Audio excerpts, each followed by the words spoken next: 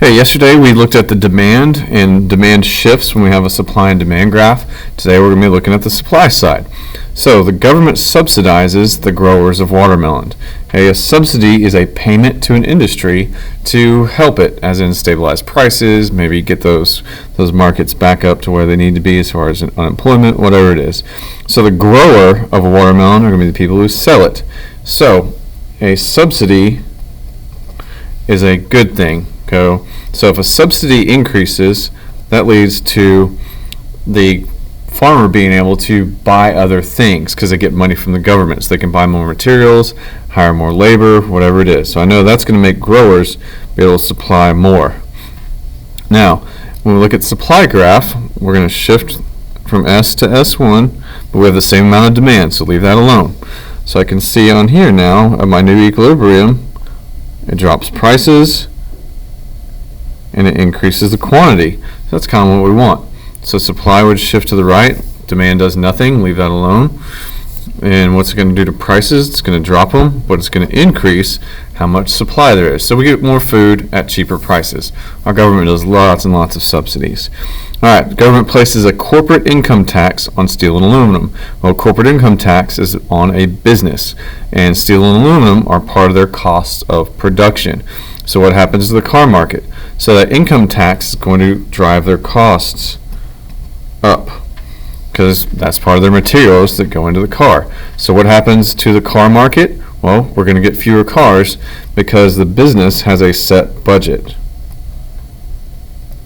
Anytime you have a set budget and your costs go up, your car production is going to decrease. So the supply of cars will actually decrease. So supply is going to shift to the left, because that's what we do when we have a decrease. We increase right, decrease left. Same amount of demand is up there, but now there's fewer items. We have scarcity enacted. So now all of a sudden what happens is our supply is going to shift to the left. That's going to cause prices to go up, and our quantity that's supplied will actually decrease. That's not good. We got less cars, and they're more expensive, so no fun for anybody. Alright, let's go to the back side now. And Americans and British bombed our German tank factories during World War II. So the tank factories are the makers of it, so it's the supply of tanks. So if we bomb them, the amount of tanks available would decrease.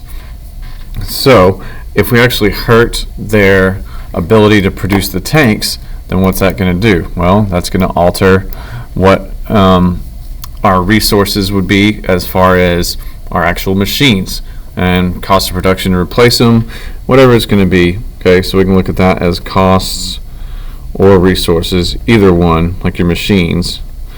You can kind of justify both answers. So either way, supply is going to decrease of tanks because we simply took away the number of suppliers.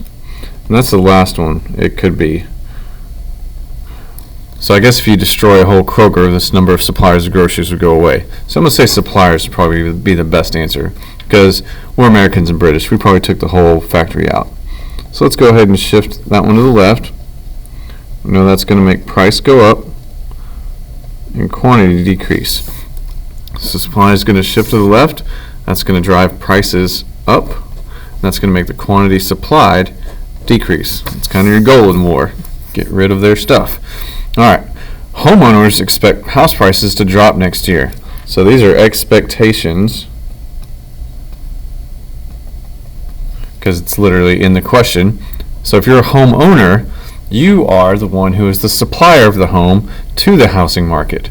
And if all of a sudden you expect house prices to drop, you're going to sell today. So sell now. Okay, if I want to sell now, I'm putting it on the market. So the housing market is going to have more supply. There's more of them out there. So I'm going to shift that to the right. There's more houses available. That should drop the price because I have some more variety to look for.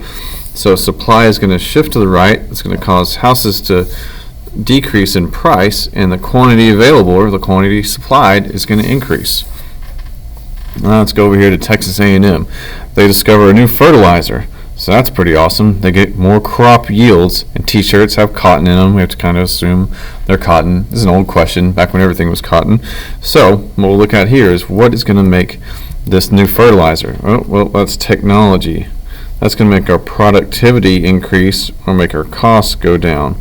Either way you look at it, it can be technology that helps them produce because they buy that new fertilizer, or well, actually that is technology because you're going to get more crop for the same price of fertilizer. Either way, what's going to happen to the t-shirt market? Well, it's going to be cheaper for the t-shirt makers to buy cotton, so therefore if their costs go down, their supply would go up.